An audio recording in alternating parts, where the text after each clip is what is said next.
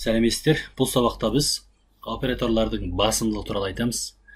Басымдылығы дегеніміз, енді осы операторлар өзара қатар келген кезде қайсысы алдымен істеледі деген. Мысалы, жақша белгісі біз математикада да білеміз. Ең алдымен істелсін дегенді біз жақшаға алатынбыз. Сол секілді, мына кестеде көрсетілгендей, басымдылығы ең жоғарысы осы жақша болады. Одан кейін айнымалының алдына келген екі пилос, екі қосу, өзін-өзі арттыру және өзін-өзі азайтулар. Ал енді одан кейінгісі барып артына келгені. Одан кейін мына арада қосу алу деген бұл мына жерде де бар. Бұл арадағы ұқсамайтыны, бұл арада тек таңбасы болып келген. Плюс 5 немесе минус 5 деген секілді. Бұл екеуінің айырмашылығы сонда. Ал одан кейінгі басымдығы жоғарысы көбейту, бөлу және қалдығын табу сияқтылар. Одан кейін қосу, алу. Қалған осы кестеде көрсетілгендей. Ал бұдан қалғаны екіншісінде логикалықтар. Ең соңғы басымдылығы төмендер. Олар мына теңдік белгісі, жаңағы меншіктеулер. Енді біз нақтылы мысалдармен көрсетейік. Нақтылы мысалмен көрейік. Бірінші біз correlation result деп жазалық. Result нәтижесі деген мағынада. Ал сосын мысалы 40-қа 5-ті қосып, оны 10-ға көбейтіп, бұл мән мысалы 20-дан үлкен ба десек. Енді осыны есептеп көрейік. Бұл арада бұдан шығатын нәтиже не? Не үшін басымдылық керек деген. Мысалы, қазір егер біз бұлай ойласақ, 10-20-дан үлкен ба деп түсінсек, егер басымдылығы ең жоғары мына болған болса, онда бұдан шығатын нәтиже 10-20-дан үлкен болып, кішкене болып, одан false шығатын еді. Бірақ қазір true шығады, өйткені мына пилостың да көбейтудің де басымдылығы мына үлкендік белгіден үлкен. Біз көрейік, мысалы, кестеге қарасақ, ең үлкен басымдылығы үлкен жақша, сосын барып мына жерде көбейту, сосын қосу алу, одан кейін барып мына жерде үлкен, кіші таңбалар. Сондықтан бұл арада бірінші істелетіні 5 көбейтілген 10 деген алдымен істеледі. Сосын оған 40-ты қосып береді. Енді мынау 50, мынау 40, 90, 90 20-дан үлкен. Сондықтан бұл арада true деп шығады, яғни ақиқат. Басымдылық деген осындай есептеулерде керек. True деп отыр. Егер біз басымдылығын білмесек, мына арада 40-қа 5-ті қосып, оған 10-ды көбейтсек, онда 450 болатын еді. Ал енді біз енді осыларды есептеп көрсетейік. Бірінші осы бойынша number тең міне. Біз жаңағы басымдылықты дәлелдеп берейік. Мынаның нәтижесін көрейік. Бірінші number'ның нәтижесін көрейік. Сонда барып біз не үшін үлкен болғанын түсінеміз. 90 деп шығуға керек бұл. 90 деп шығып отыр. Ал енді себебі жаңа айттық, алдыменен көбейту істеледі. Сосын барып қосу істеледі. Ал енді егер біз мұнаны жақшаға алатын болсақ, онда біз бұның басымдылығын ең үлкен жоғары дәрежеге көтердік. Яғни 40-қа 5-ті қосып, оны 10-ға көбейтеді. Ол кезде шығатын нәтиже 450 болу керек. 450 болады. Бұл енді басымдылықтар. Ал енді және күрделестірейік біраз. Мынаны жасырып қояқ.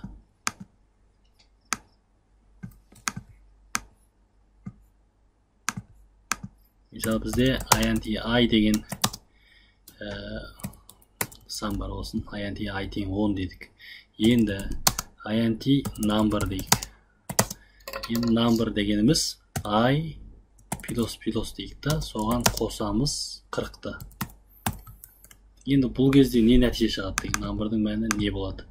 Енді біз үйренген бойынша болған кезде, біз мына қосу белгілерінің арада айттық жаңағы қосудың, өзін-өзі арттырудың басымдылығы меншіктеуден жоғары дедік. Меншіктеудің басымдылығы ең төмен. Сонда бұлай болған кезде Бұның басымдылығы негізі мынау 10, мына жерге келген кезде 11, сосын бар 40, 51 болу керек.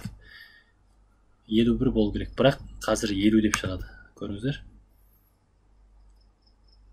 50 деп шығады. Ал енді бұл арада онда не үшін бұл арада өзін-өзі арттырмай қалды? Сосын барып біз 40 қосқан кезде бұл 51 болмай мына бұрынғы мәні арқылы қосылып 50 шықты. Және де біз кестеде бұның басымдылығы, жаңа міне айтып өттік, басымдылығы артына келгенде деген. Артына келгенде басымдылығы мына меншіктеулерден жоғары.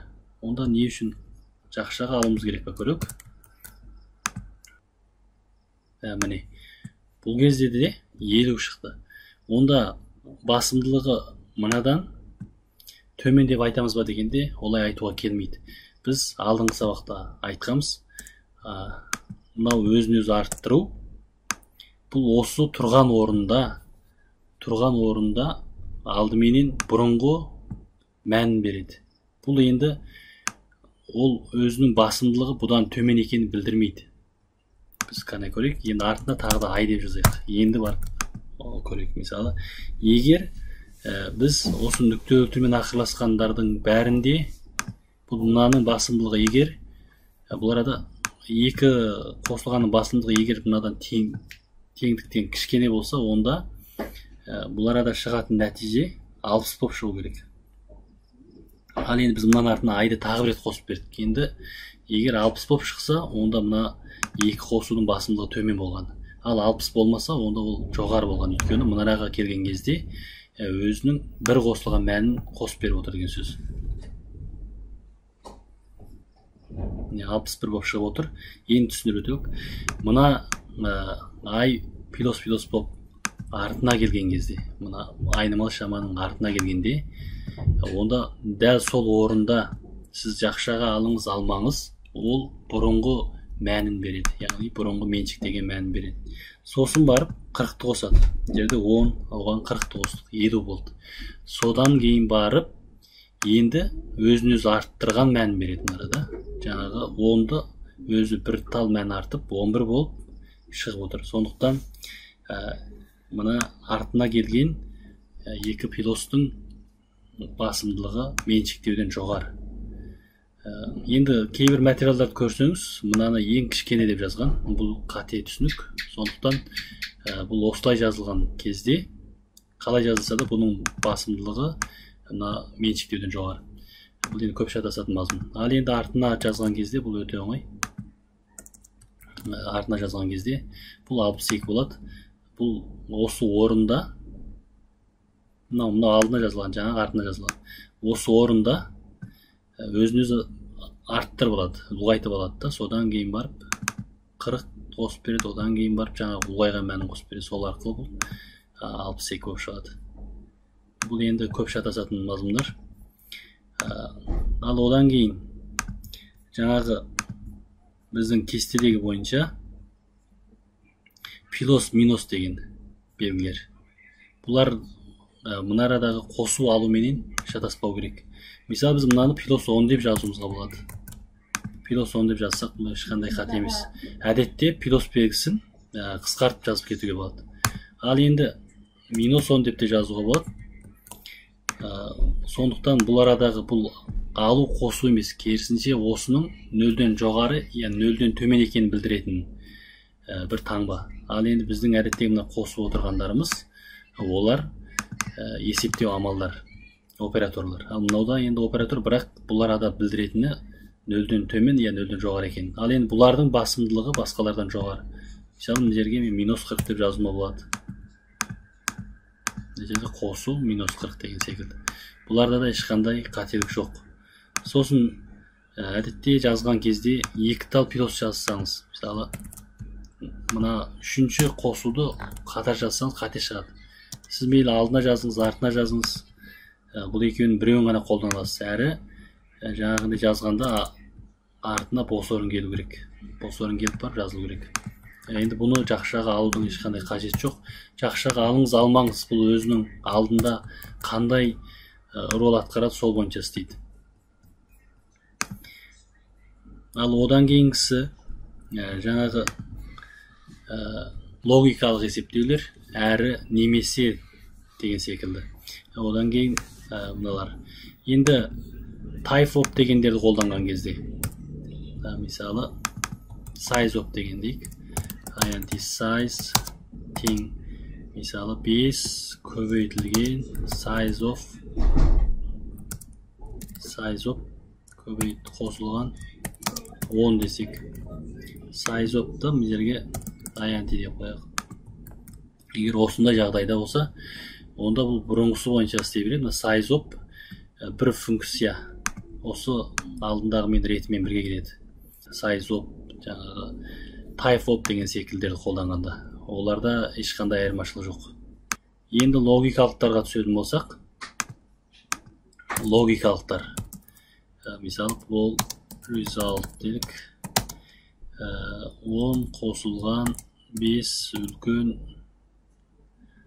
7-ден дедік, әрі дедік 3 алынған 2 көбейтілген 4 кішкене дедік, 2-ден дедік. Енді немесе дедік, жаңағы 20 қосылған 10 үлкен 5-тен 3-тен дедік. Енді осы кезде қайсының басымдылығы жоғарыдан қандай нәтиже шығады дегенде, мына қосулардың басымдылығы ең алдымен істейді, мына көбейтулердің. Бұның ішінде ең жоғарысы осы көбейту. Көбейту белгілері алдымен істейді. Біз алдыменен мына біріншісін істейді. 10 қосылған 5 7-тен үлкен ба. Бұнда алдыменен осы логикалықтарды жеке-жеке есептеп алады. Содан кейін барып, әрінің басымдылығы немеседен жоғары. Сондықтан біз солдануға келеткенбіз. 10-ға 5-ті қоса 7-тен үлкен ба? Әрине үлкен. Онда әрі дейді да, енді мына шартты қанағаттандыра ма, осыған түседі. Бұл кезде 4-ке 2-ні көбейтеді. 8, 13-тен алады. Ол минус 5, минус 5 2-ден кіші. Онда бұны да қанағаттандырды. Енді мына жақты істеуінің қажет жоқ, өйткені немесе деп отыр.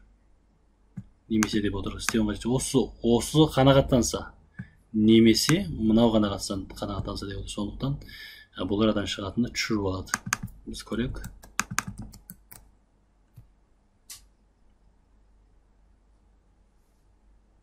True деп отыр.